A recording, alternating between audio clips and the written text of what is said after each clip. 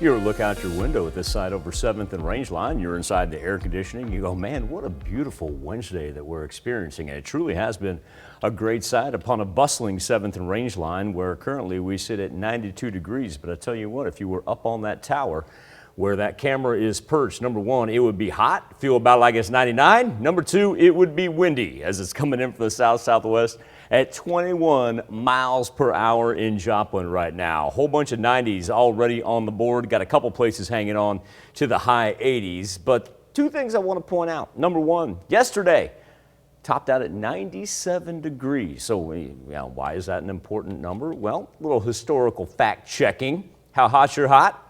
At 3:40 yesterday, that was our peak heating time at Joplin Regional Airport when we hit 97. Well, that was the hottest temperature of 2021.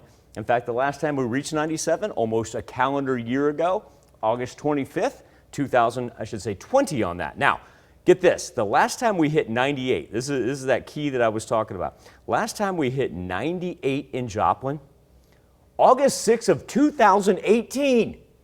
It's been 3 years since we've had a 98 degree reading. That shocked me when I saw that. Now get this, at Martin Johnson Airport, Chanute on the other hand, 98 3 times in the month of July alone. This just past July, that heat wave we had this month of July. Joplin hasn't been there since 2018. Chanute has been there 3 times in the past 3 weeks.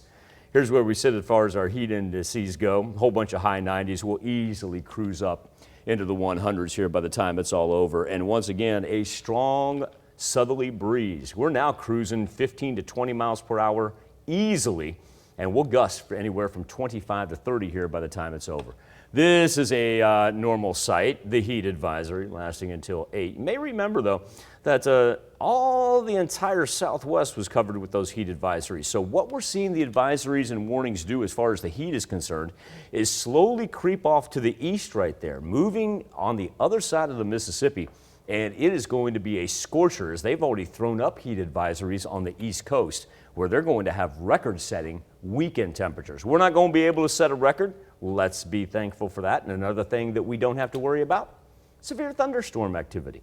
Any rain that we do see is going to be very, very limited as it'll be up to the north and out to the west, but really it'll dominate the Great Lakes for the second consecutive day. And speaking of that, they've already got tremendous thunderstorm activity beginning up through northern Indiana into portions of Michigan. So their severe weather day is already underway. Now, speaking of some severe weather, there is a tropical storm that has now been named, goes by the name of Fred. It's kind of hard to believe that here we are in the middle of August and we're only on the letter F as far as our Atlantic tropics go. But one thing we're going to pay attention to with Fred from a national perspective is if we track this out into Saturday, tropical storm force as it crosses the Dominican and Haiti regains, hits the northern coast of Cuba, and then poses a threat there for southern Florida, and then wants to make landfall up by the Panhandle. Of course, it was not but 2 years ago where there were a number of hurricanes that battered that same area. So like I said, nationally speaking, that's what we'll be following. Here in the 4 states, it's just the heat and the wind. Had to find that wind icon and make sure that was on there for the rest of the afternoon with as much as it picked up. And then overnight, mostly clear skies, but those southerly gusts, they remain. We were talking a little bit about that rain. There it is. It develops late tonight into early tomorrow morning. But really, you're going to have to live to the far north or the far west to even pick up a drop. Now, we should get more widespread rain here Friday night into Saturday. And Tanya, nice thing about that is, not only are we in the need for some rain, but also too, it's going to cool us down a little bit. So we'll go high 80s, not only over the weekend, but should be able to begin next week with that as well. Okay, looking forward to that. Light at the end of the tunnel there. Getting there. All right. Getting there. Thanks, Michael.